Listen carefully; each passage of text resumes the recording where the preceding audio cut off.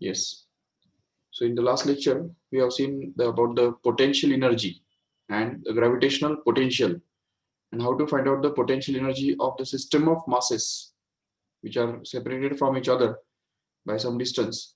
तो वो हमने देखा था और उससे भी आगे जाके how to find the gravitational potential of a single particle which is placed on the surface of Earth or it's placed at a point above the surface of Earth at a height h above the surface of Earth or anywhere around the Earth. तो अर्थ की वजह से gravitational potential कितना बनता है और उसकी वजह से ग्रेविटेशनल पोटेंशियल एनर्जी कितना बनता है, तो वो सब हमने देखा था. तो आज के लेक्चर में हमको वही टॉपिक कंटिन्यू करना है, that is about the potential and potential energy, जो कि हमने लास्ट टाइम स्टार्ट किया था.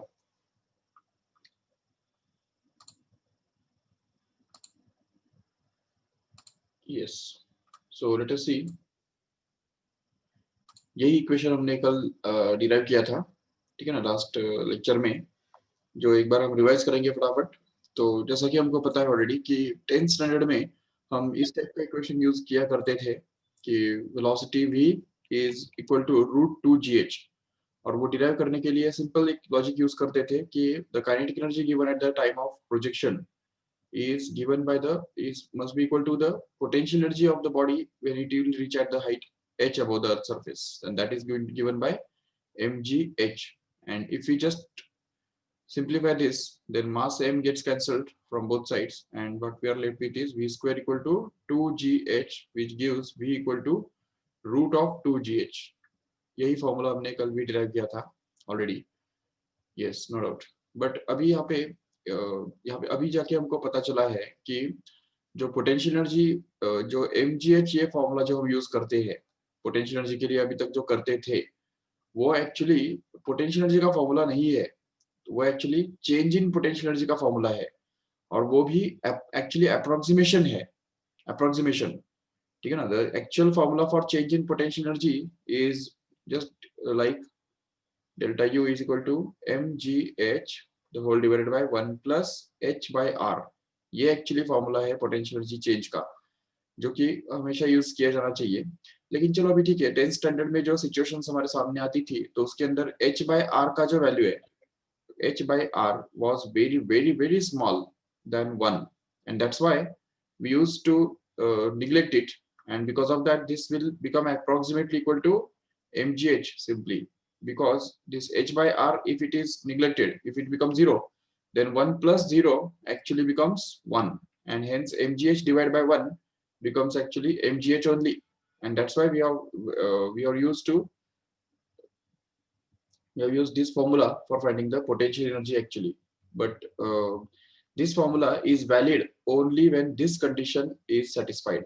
तो जब ये condition satisfy होगा तब ये formula valid होगा. मतलब h by r must be very very small than 1, means h must be very very very small than r. That means the height of the object at which the body is thrown up is going to be very very small than the radius of earth, which is almost about 6400 kilometer as we know it.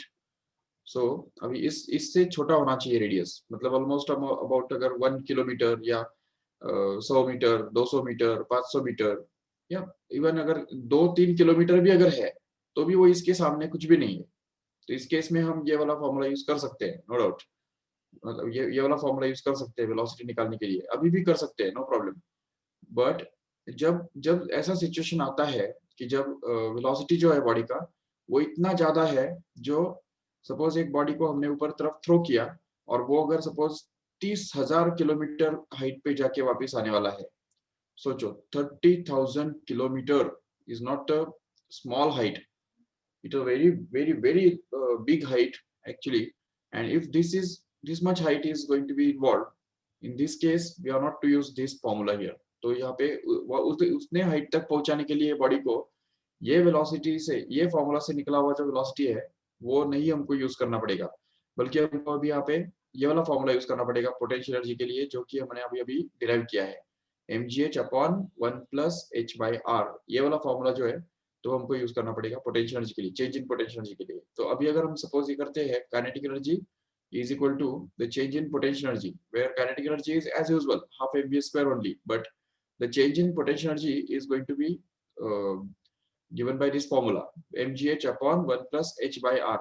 And if we simplify this here, then and then only we can get the correct formula for this velocity here, which is obtained to be v square equal to 2gh upon 1 plus h by r. And if we take the square root, then we can get this v equal to root of 2gh upon 1 plus h by r.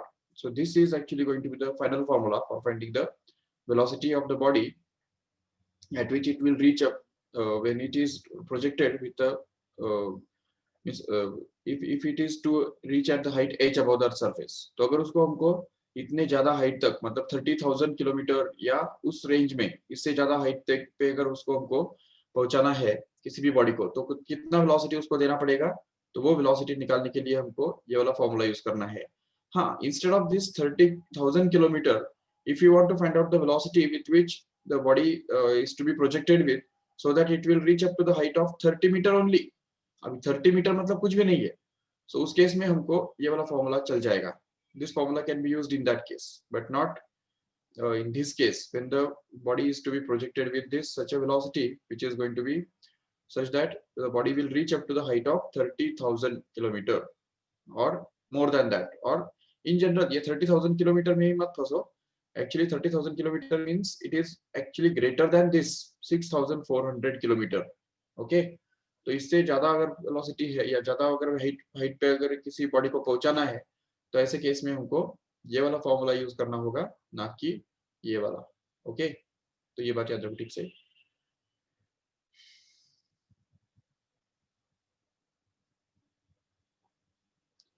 Yes, now will just revert that formula.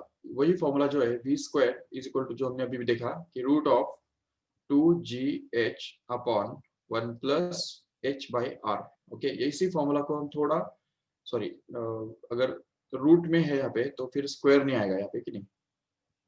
Yes, और अगर हम squaring कर देंगे, अच्छा ये formula को अगर हमको h के फॉर्म में अगर एक्सप्रेस करना है, जैसे हमने यहाँ पे h का फॉर्मूला देखा था, ये देखो यहाँ पे इसके पहले और जो स्लाइड था ना, तो उसके अंदर हमने देखा कि h is given by this formula here.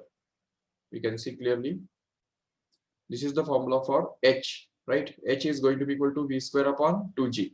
okay, तो इसके जैसा हमको फॉर्मूला डिराइव करना है, ठीक है ना, which is the formula for height up to which the body will rise when it is projected with the velocity v from the surface. तो वो h का वैल्यू निकालने के लिए हमको इसी फॉर्मूला को थोड़ा रीअरेंज करना पड़ेगा और h को आइसोलेट करना पड़ेगा, h को एक तरफ लेके आना पड़ेगा. बट यहाँ पे एक बात याद रखो कि यहाँ पे दो पॉइंट्स पे h दिख रहा है हमको, एक न्यूमरेटर में भी है और डिनोमिनेटर में भी h है. तो हमको उसको जो भी टर्म्स कंटेन करने वाले हैं h वाले, तो वो एक तरफ लेके आने पड़ेंगे, उनमें से h कॉमन निकालना पड़ेगा और फिर उसके बाद कुछ बचे हुए जो टर्म्स है तो उससे हमको डिवाइड करना पड़ेगा. Let us do that. So just first of all square both sides. What happens when squaring both sides? It becomes v square is equal to 2gh upon 1 plus h by r. okay, तो ये हो गया हमारा squaring. तो square root हट गया और इधर स्क्वायर आ गया. चलो ठीक है, अभी क्रॉस मल्टीप्लाई करते हैं. तो ये पूरा जो ब्रैकेट है तो वो इस तरफ लेके जाओ, so it will get multiplied with that. So we get this v square into bracket 1 plus h by r. okay, and that is going to be equal to 2gh simply as it is. And now if we just open this bracket here, तो इस bracket को अगर हम open करेंगे तो v square will be multiplied with 1 also and at the same time h by r also, and hence in that case we can get this v square plus v square h by r, and that is actually going to be 2gh as it is. Now we can see that these two terms contain h, right? So we have to take them in one side so as to get left with this v square only in this other side, so that we get this 2gh minus v square h upon r, and hence we can take this h common from these two terms so as to get this as v square is equal to bracket में आ जाएगा 2g minus v square upon r into h as it is. And if we want to find out h here, या चलो इसको अगर हम cross multiply करते हैं यहाँ पे तो हमको मिलेगा v square is equal to 2gr minus v square upon r, okay, into h, and then we can be able to find out this h here. if we take this r in the other side in the numerator, and this whole thing is to be transferred into the denominator here, other side. तो अगर वो करेंगे तो क्या मिलेगा, देखो next step में, तो ये बन जाएगा v square into r upon, here it will be 2gr minus v square, and this can also be written in the simple way like v square upon 2gr minus v square into r. Okay, so this is the formula for finding the h, that is the height up to which the body will rise when it is projected with the velocity v from the surface of earth. Okay, तो ये बात याद रखो ठीक से, this is the formula for finding the height. Yes, so remember this formula correctly, that is, this also we have to use it in the MCQs. Okay, चलो अभी next हम कंसेप्ट देखते हैं, that is about the gravitational potential due to multiple charges or multiple masses. Suppose that we have this mass of magnitude m1, this another mass is of magnitude m2, this another mass is there of magnitude m3, and so on like that.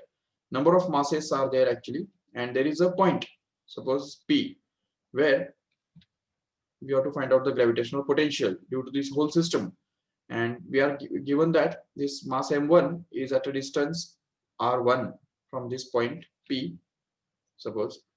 तो ये point P जो है वो यहाँ से m1 से कितना distance पे है, r1 इतना डिस्टेंस पे है, m2 से वो पॉइंट सपोज r2 इतने डिस्टेंस पे है, m3 से ये वाला पॉइंट जो है वो r3 इतने डिस्टेंस पे है. तो अभी इस केस में क्या होगा, देखो कि the net potential at point P will be given by the sum of the potentials developed at point P due to all these individual charges as we can see here. Okay, तो ये तीनों masses की वजह से जो potential बनता है, तो उन तीनों का एडिशन करके हमको नेट पोटेंशियल मिलने वाला है. अभी कल के लेक्चर में हमने ये देखा था कि किसी भी एक पर्टिकुलर मास की वजह से पोटेंशियल जो बनता है वो कितना होता है. ये देखो इधर, तो ये फॉर्मूला हमने देखा था पोटेंशियल के लिए, याद है सभी को. So this is the formula for, नहीं सॉरी ये नहीं, see this is going to be the formula for finding the potential. See here in general formula, ये जनरल फॉर्मूला जो है पोटेंशियल के लिए, तो वो ये हमको पता है, this is going to be the formula for finding the potential due to a single mass. Okay, एक सिंगल मास रहेगा m इतना, तो उसकी वजह से जो पोटेंशियल बनता है वो इस वाले फॉर्मूला से निकाला जा सकता है, v that is equal to minus gm upon r. Okay, remember this correctly. So if we apply this formula number of times to find out the potential due to this first mass here, तो ये m1 की वजह से यहाँ पे जो potential बनता है उसको हम बोल सकते हैं v1, which will be equal to minus of g m1 upon r1. correct है. In the same way, the potential due to this m2 here at this point will be denoted by v2, which will be given by the formula minus of g m2 upon r2. Okay. In the same way here m3 की वजह से जो potential बनेगा the same point p पे, तो वो दिया जाएगा minus of g m3 upon r3. correct है, and so on like that. So if there are number of particles like this up to mn, whose mass is mn, which is at a distance rn from the point P, then we can find out the potential Vn due to that point to be simply equal to minus of G into Mn divided by Rn. Okay, and the total potential, you can call it as V net, that is the net potential at point P here, will be given by the sum of V1, V2, V3 and that dash up to Vn. And if we just add all these things here, then we can get this as minus of g m1 upon r1 plus minus g m2 upon r2 minus g m3 upon r3 and so on up to just like minus g mn upon rn. So if we take this n common, sorry g common, then we can also get this as, तो ये potential, net potential कितना मिलेगा हमको, तो देखो v will be actually equal to g into bracket, sorry minus g into bracket, तो bracket में क्या आएगा m1 upon r1 plus m2 upon r2 plus that is up to mn upon rn, and that's it. So this is actually the formula for finding the net potential due to the system of charge masses. Remember, if we have the system of number of masses which are kept at some different points here, then the net potential due to all these masses can be found out by using this formula. Remember this correctly. The next here is about the concept of binding energy. See, what do you mean by this? Binding energy is, suppose we have a body kept on the earth surface. Okay, ये एक body suppose है और उसको हमने earth के surface पे रखा हुआ है.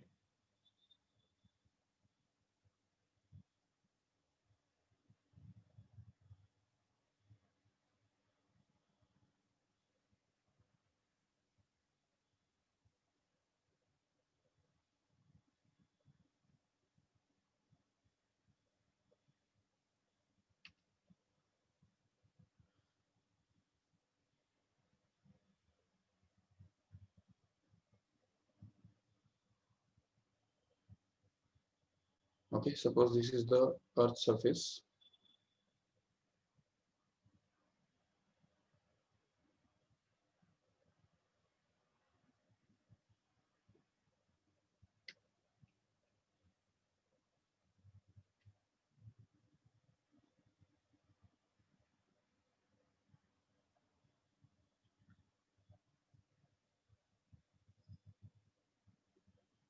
ओके, ये बॉडी जो है तो वो हमने रखा हुआ है अर्थ के सरफेस के ऊपर यहाँ पे इस तरह से.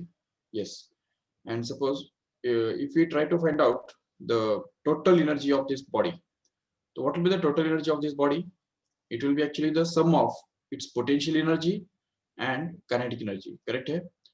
But since we have just kept this body here at this point, so what we can say is kinetic energy will be 0, correct? And what is the potential energy here?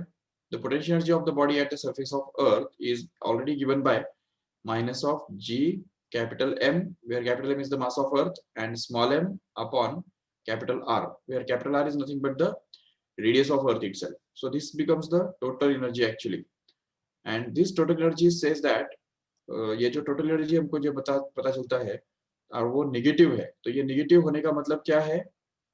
Negative sign of this total energy means that the body is bound with this earth with this much of energy, and in order to set free, the body has to be provided with this much of positive energy, so that the body will just escape from the earth's gravitational field. तो अर्थ के gravitational field में से बाहर निकलने के लिए इस body को कितना एनर्जी जरूरी है, उसको ही हम बाइंडिंग एनर्जी बोलते हैं. And this binding energy will actually be negative of total energy. That means binding energy is not negative, actually total energy itself is negative, so the negative of negative will become positive, and so the binding energy actually here will be actually equal to, तो minus of minus तो ये plus हो जाएगा और उसकी वजह से हमको मिलेगा binding energy, that is G M small m upon capital R. This becomes actually the binding energy. And if you want to project this body with the velocity v, suppose that ve is the velocity projected with this body. ये जो ve इतने velocity से अगर हम इस body को अगर project करते हैं, जिसकी वजह से ये बॉडी पूरी तरह से बाहर निकल जाता है. क्योंकि देखो, अगर किसी भी बॉडी को अगर हम ऊपर तरफ थ्रो करते हैं तो वापस वो नीचे आता है, बराबर? क्योंकि उसको जो हम वेलोसिटी देते हैं तो वो एक पर्टिकुलर हाइट पे जाने के लिए सफिशिएंट होता है. ठीक है, एक पर्टिकुलर हाइट पे उसको पहुंचाने के लिए कैपेबल होता है. बट अगर इस बॉडी को हमने अगर ज्यादा वेलोसिटी दिया तो वो ज्यादा हाइट तक जाके वापस आएगा. जैसे देखो यहाँ पे सपोज अर्थ है, तो यहाँ पे छोटा वेलोसिटी दिया तो कम वेलोसिटी से जाके वो एक कम हाइट पे जाके वो वापस आएगा. ज्यादा वेलोसिटी देने से ज्यादा हाइट पे जाके फिर वापस आएगा.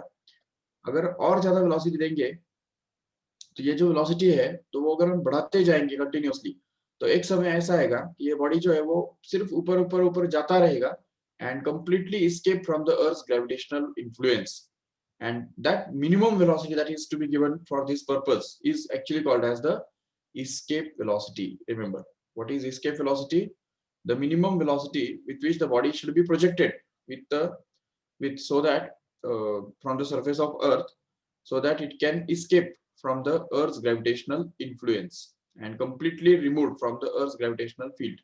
That is called as the escape velocity. Remember, and this velocity will be such that whatever kinetic energy is obtained by this body here at the time of projection must be exactly equal to this binding energy of the body. Okay, तो kinetic energy of projection must be exactly equal to the binding energy, ठीक है, with which the body is bound actually. Yes, so this is the condition. तो अगर, क्योंकि क्या है ना कि देखो, kinetic energy of projection if it is less than the binding energy, then the body will just come back. Okay, तो body जो है वो फॉल बैक, वापिस नीचे आएगा जरूर। अगर काइनेटिक एनर्जी ऑफ प्रोजेक्शन जो है, तो वो अगर बाइंडिंग एनर्जी से भी ज्यादा है, तो the body will never come back, but it will escape, and at the same time the body will also have some kinetic energy after removal from the surface of earth। मतलब समझो यहाँ पे ये मान लो अर्थ है, ठीक है, इस अर्थ से हमने एक बॉडी को एक वेलोसिटी दिया इस तरफ, तो जैसे हमने एक वेलोसिटी दिया, तो वो उसका एस्केप वेलोसिटी जो है, तो वो थोड़ा कम है, उससे ज्यादा वेलोसिटी हमने दिया, मतलब उसके बाइंडिंग एनर्जी से भी ज्यादा एनर्जी अगर हमने उसको दिया, तो क्या होगा कि अर्थ का ग्रेविटेशनल इन्फ्लुएंस सपोज इधर तक फैला हुआ है। मान लो कि अर्थ का जो ग्रेविटेशनल इन्फ्लुएंस है वो suppose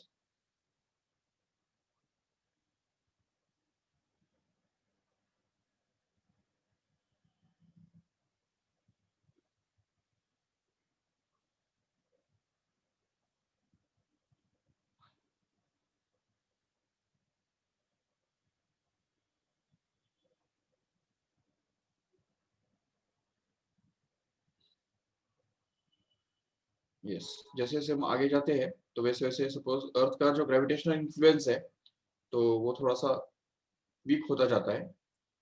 gravitational field goes on weakening as we move further and away from the center of earth, like this।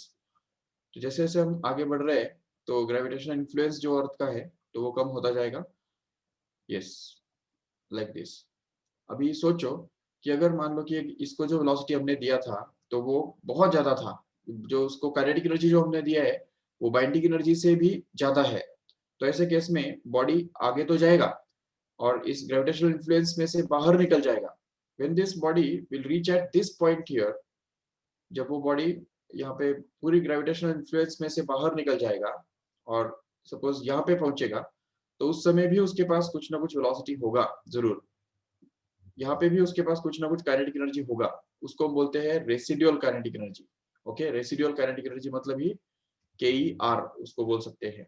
So this much of kinetic energy will be there, ठीक है ना, which is equal to the difference of the kinetic energy of projection and binding energy here. तो मतलब ये binding energy के जितना जो energy है, तो वो मतलब अर्थ के ग्रेविटेशनल फील्ड में से निकलने के लिए वो बॉडी यूज करेगा, और जैसे ही वो यहाँ पे निकल जाएगा, तो उसके बाद उसके उसके पास जो काइनेटिक एनर्जी रहेगा, वो प्रोजेक्शन के टाइम जो उसको दिया हुआ काइनेटिक एनर्जी है माइनस बाइंडिंग एनर्जी के बराबर रहेगा। मींस एक सिंपल सा एग्जांपल अगर लेते हैं, फॉर एग्जांपल अगर मान लो कि एक बॉडी जो है, तो उसका बाइंडिंग एनर्जी जो है, तो वो है suppose 100 joule. Okay, 100 joule is going to be the binding energy, suppose for example. और अगर सपोज इस बॉडी को हमने अगर 150 जूल दे दिया, देखो ठीक से 150 जूल दे दिया, what is this kinetic energy of projection here, it is 150 joule, that is the kinetic energy given to the body at the time of projection, right? So what will happen is, out of this 150 joule, the body will just use the kinetic energy of 100 joule so as to remove from the earth surface। तो जैसे ही अर्थ के gravitational influence में से बाहर जाने के लिए body ये यूज करेगा, ठीक है ना, और जैसे ही वो यहाँ पे यहाँ तक आ जाएगा, तो इसके आगे उसके पास कितना काइनेटिक एनर्जी रहेगा, so that kinetic energy will actually be equal to the difference of these two। मतलब 150 में से 100 जूल तो उसने यूज कर लिया, तो इसलिए फिर इस केस में काइनेटिक एनर्जी ऑफ रिमेनिंग और रेसिडुअल काइनेटिक एनर्जी कितना रहेगा, यस वेरी गुड, 50 जूल के बराबर रहेगा, which is actually 100 joule, sorry 150 joule minus 100 joule, correct है। तो इस तरह से ये बॉडी के पास उस समय भी, मतलब अर्थ के ग्रेविटेशनल फील्ड में से बाहर जाने के बाद भी इतना काइनेटिक एनर्जी जरूर रहेगा। लेकिन अगर उसका बाइंडिंग एनर्जी 100 जूल है और अगर हम उसको 100 जूल ही देते हैं, तो क्या होगा, if the kinetic energy of projection is also 100 joule and binding energy is also 100 joule, so the body will just move away from the earth and go on moving away and away, and as soon as it reaches to the point where it will just remove from the earth's gravitational influence at that time it will not be moving, it will just be moving with a very very small speed. That means it will have no kinetic energy at that time, and hence the residual kinetic energy will actually be equal to 0.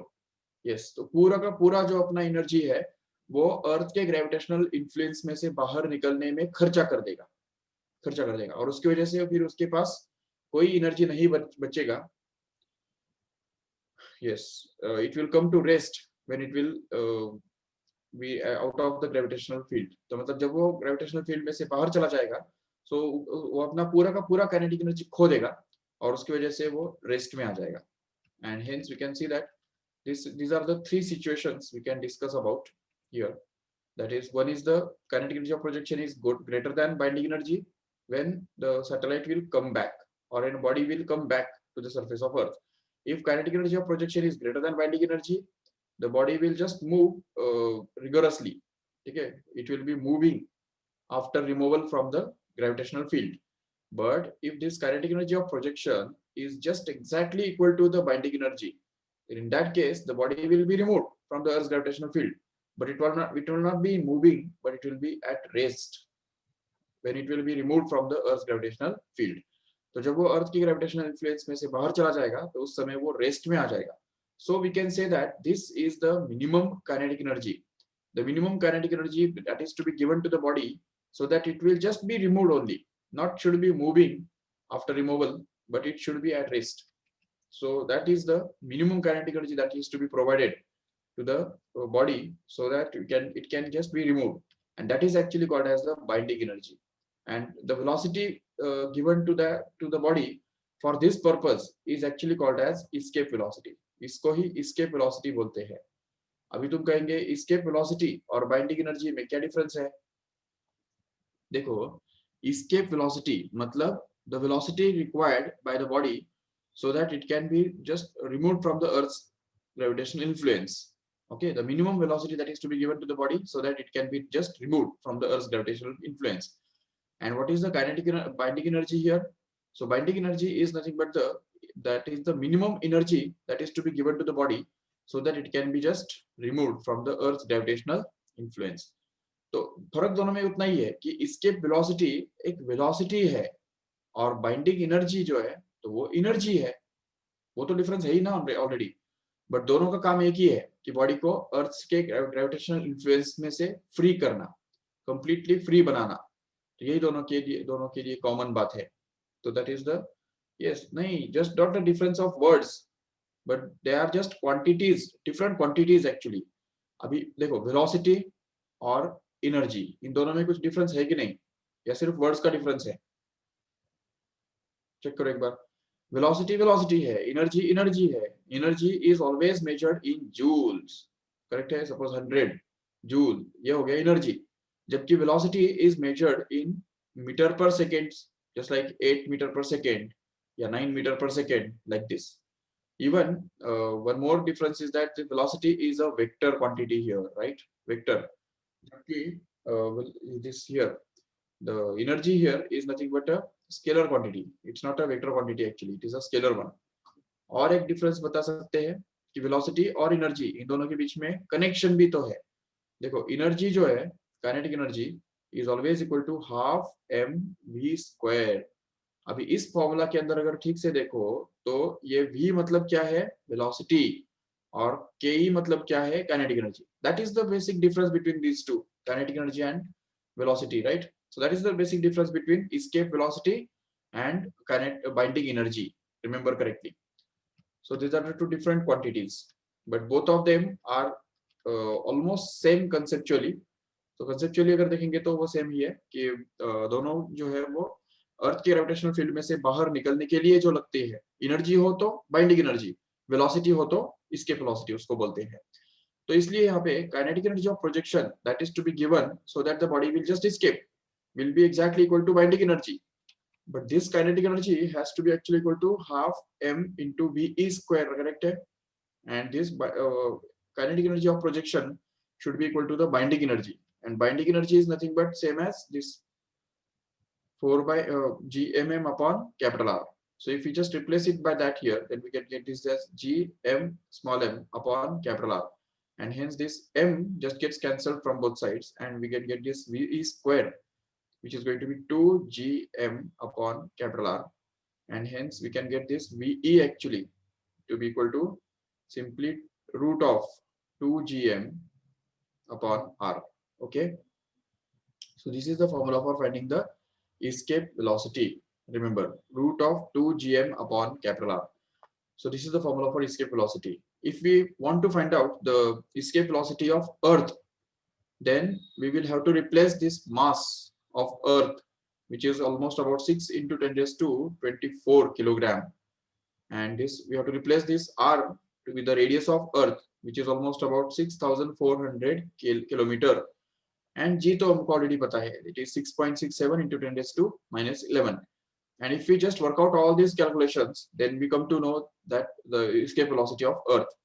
We can also derive it by using a simple way, क्योंकि हमको already पता है कि small g का जो value होता है तो वो capital GM upon R square के बराबर हुआ करता है, याद है सबको?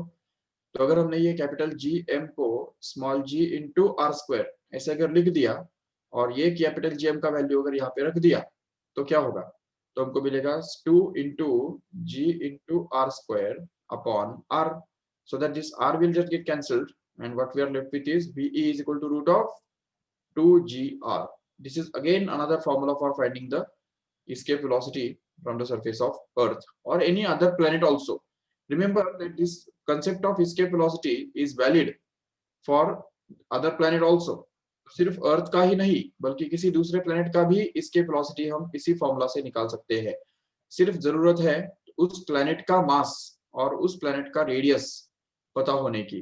तो देखो यहाँ पे अगर मास हमको पता है, रेडियस अगर पता है, तो इजीली हम उस प्लेनेट का भी escape velocity निकाल सकते हैं। जैसा है, for example, if we want to find out the escape velocity of moon suppose, then we will have to use the mass of this moon here and radius of moon also to be replaced here. And if suppose we want to find out the escape velocity of Jupiter on the other hand, then also we have to replace this m as the mass of Jupiter and r to be replaced as the radius of that Jupiter. And obviously moon का जो escape velocity है वो earth के escape velocity से कम है। Actually earth का जो escape velocity है वो होता है 11.2 kilometre per second. Remember, earth का escape velocity कितना होता है? Almost about 11 kilometer per second. Okay, and we can also derive it by using this formula, क्योंकि हमको पता है already root of 2gr, 2g, g मतलब कितना 9.8 करेक्ट है, और r मतलब कितना 6,400 किलोमीटर। तो किलोमीटर को अगर कन्वर्ट करेंगे तो वो बनेगा 10⁻³ इधर, और इसको अगर सिंप्लीफाई करेंगे आगे तो क्या होगा देखो, तो वो हमको मिलेगा root of, it is 2 into 9.8 कितना बनता है 19.6, right.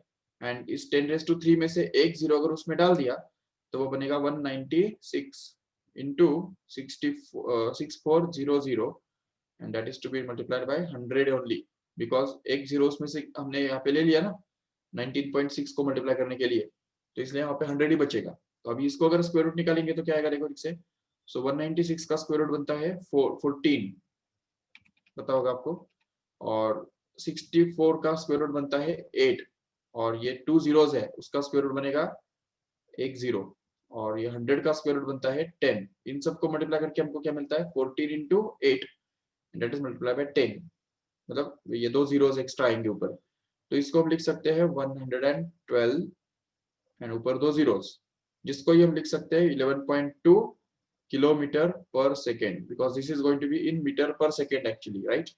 So again 11.2 kilometer per second. Yes. So here in this way you can see that the Earth has a escape velocity 11 kilometer per second. That means जो body Earth के surface से 11 kilometer per second, at least 11 kilometer per second speed से अगर fire किया जाता है तो वो बॉडी अर्थ की ग्रेविटेशनल फील्ड को क्रॉस करके पूरी तरह से स्पेस के अंदर इंटर कर सकता है। ये जो रॉकेट वगैरह हम देखते हैं, स्पेसशिप्स वगैरह जो भेजते हैं, तो उनका initial velocity 11.2 kilometre per second से ज्यादा ही होता है, तब जाके वो बॉडी जो है वो अर्थ के ग्रेविटेशनल फील्ड को ओवरकम करके, ठीक है, क्रॉस करके आगे जा सकता है और स्पेस के अंदर एंटर कर सकता है। तो इसलिए यहाँ पे ये हो गया escape velocity, लेकिन वो अर्थ का हो गया ना। अगर हमको दूसरे किसी प्लैनेट का अगर चाहिए तो उसके लिए उसका मास और उसका रेडियस जरूरी है। अगर फॉर एग्जांपल मून का अगर हमको इसके वेलोसिटी निकालना है तो it comes out to be almost 2.5 kilometre per second. Even Jupiter का इसके वेलोसिटी जो है तो वो अर्थ के जो इसके वेलोसिटी से भी ज्यादा आता है। It's almost about 30 kilometre per second के आसपास कुछ आता है। ठीक है, तो भी एक बात याद रखो ठीक से यहाँ पे कि मून जो है, मून अर्थ से छोटा है, बराबर, इसलिए उसका एस्केप वेलोसिटी भी अर्थ से छोटा मिल रहा है। जुपिटर जो है अर्थ से बड़ा है, इसलिए उसका एस्केप वेलोसिटी भी अर्थ से बड़ा मिल रहा है। तो क्या हम ये बोल सकते हैं कि escape velocity is actually proportional to the radius of planet? But यहाँ पे तो हमको उल्टा मिल रहा है। देखो यहाँ पे क्या मिल रहा है कि VE is inversely proportional to the square root of R मिल रहा है। तो यहाँ पे एक बात याद रखो कि VE is inversely proportional to R only when M is constant. Okay, ये हम बात थोड़ा सा दूसरे पेज पे डिस्कस करेंगे। ये देखो, VE का फॉर्मूला जो हमको मिला, VE that is equal to root of 2GM upon capital R, correct है। तो इससे हमको क्या पता चलता है कि VE is inversely proportional to root of R, but remember that this will happen only when mass is constant। अगर हमने मास कांस्टेंट रख के अगर बॉडी को अगर कंप्रेस किया, रेडियस को अगर कम किया, तो रेडियस को आधा करने से या 1/4 करने से इसके वेलोसिटी उसका बढ़ेगा, ये हम समझ सकते हैं।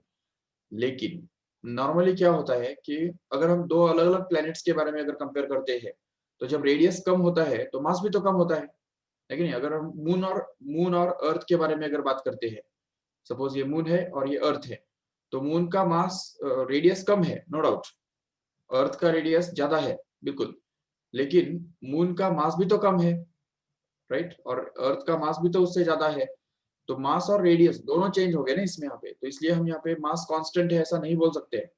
और इसीलिए इस केस में हमको क्या करना पड़ेगा, डेंसिटी कांस्टेंट है ये हमको यूज करना पड़ेगा, जिसका मतलब यहाँ पे VE इसको हमको डेंसिटी के फॉर्म में एक्सप्रेस करना पड़ेगा, जो हम कर सकते हैं आराम से, क्योंकि हमारे पास फॉर्मूला है mass is equal to, yes we have that, mass is equal to volume into density, correct है। तो अगर हम ये यूज करेंगे तो हमको क्या मिलेगा, देखो ठीक से, so mass is going to be equal to volume into density, तो mass becomes equal to volume which is 4/3 into pi r cube into rho, and that is multiplied by density, that is rho। so ये हमको मिल रहा है mass। so if we just replace it here, then we get this as 4/3 pi r cube into rho, and that is to be divided by r here, so that this r get cancelled, and we are left with VE, which is to be equal to 4 2s are 8 pi rho g r square, simply, where if we take this r square out the square root sign, and also 8 can be written as 2 into 4, and 4 का square root क्या बनता है 2, so 2r can be taken out, and what we are left inside is 2, and also remember नीचे 3 है, yes, so 2 pi rho g upon 3, ये हमको formula मिलता है इसके वेलोसिटी के लिए, जो कि इन टर्म्स ऑफ डेंसिटी है। और इससे पता चलता है कि इसके velocity is actually proportional to the radius of planet, and यहाँ से क्या पता चल रहा है, इसके velocity is inversely proportional to the square root of radius of planet. But दोनों का कॉन्टेक्स्ट अलग अलग है, याद रखो ठीक से। When density is constant then we have to use this here, तो डेंसिटी कांस्टेंट होने से ये हमको यूज करना है। एंड डेंसिटी कांस्टेंट होने का मतलब क्या है, the planets must be made up of same material, that is soil and stones, मिट्टी पत्थर से बने हुए जो प्लैनेट्स है, तो उनके बारे में हम ये बोल सकते हैं कि VE will be proportional to R। इसीलिए हमको ये मिलता है कि मून का इसके वेलोसिटी सबसे कम, उसके बाद अर्थ का इसके वेलोसिटी, और उससे ज्यादा जुपिटर का इसके वेलोसिटी। तो जैसे जैसे रेडियस बढ़ता जा रहा है तो वैसे वैसे इसके वेलोसिटी भी बढ़ता जाता है। ये रिजल्ट हमको इसमें से मिलता है एक्चुअली, ठीक है। और अगर हम मास कांस्टेंट रख के अगर किसी प्लैनेट को अगर कंप्रेस करते जाए, अगर मान लो ये एक प्लैनेट है, ठीक है, ये उसका सपोज साइज है, ठीक है, और ये उसका मास है। अगर हमने सपोज इसको हमने कंप्रेस कर दिया, छोटा बना दिया, और इस इतना ही मास जो उसका है, तो वो अगर सपोज हमने कंप्रेस कर दिया, तो उस केस में देखो क्या होगा, मास कंप्रेस करने की वजह से ये इस तरह से वो थोड़ा डेंसर हो जाएगा। उसका डेंसिटी बढ़ गया। अगर हमने और कंप्रेस किया उसको तो क्या होगा रोबोटिक से? If suppose we just compress it still further and suppose that the mass is going to be very much compressed in this case here, तो अगर बहुत ज्यादा कंप्रेस अगर कर दिया इस मास को तो फिर क्या होगा कि उसका जो रेडियस जो है वो कम होता जा रहा है, नो डाउट। सो जैसे जैसे यहाँ पे रेडियस कम होता जा रहा है तो वैसे वैसे यहाँ पे उसका इसके वेलोसिटी जो है तो वो बढ़ता जाएगा। तो यहाँ पे हम ये बात यूज करेंगे कि since mass is constant so the radius is decreasing, so since radius is decreasing the escape velocity will go on increasing। so सबसे ज्यादा escape velocity किसका रहेगा? इस वाले प्लेनेट का रहेगा, उससे कम इसका रहेगा और सबसे कम इसका रहेगा क्योंकि इसका मास ज्यादा डिस्ट्रीब्यूटेड है। एंड इसी लाइंस पे ब्लैक होल का कंसेप्ट फॉर्म किया जाता है। याद रखो ठीक से, the concept of black holes is simply the it is the concept, it is the planet which is having a very very high escape velocity.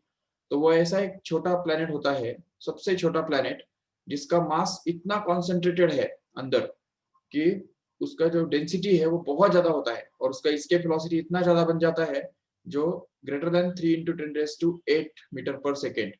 That is the speed of light. You must have been heard about it.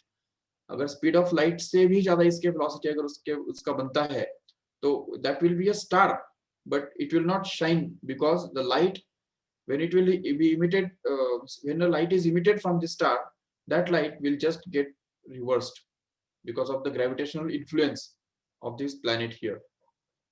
So the light, even light cannot escape from this planet, and that's why even if it is a star, it will not appear as a star, like it will not appear shiny, or it will not shine because the light emitted by the star is not entering into in our eyes, because we can see the objects when the light emitted by some objects is entering into our eyes।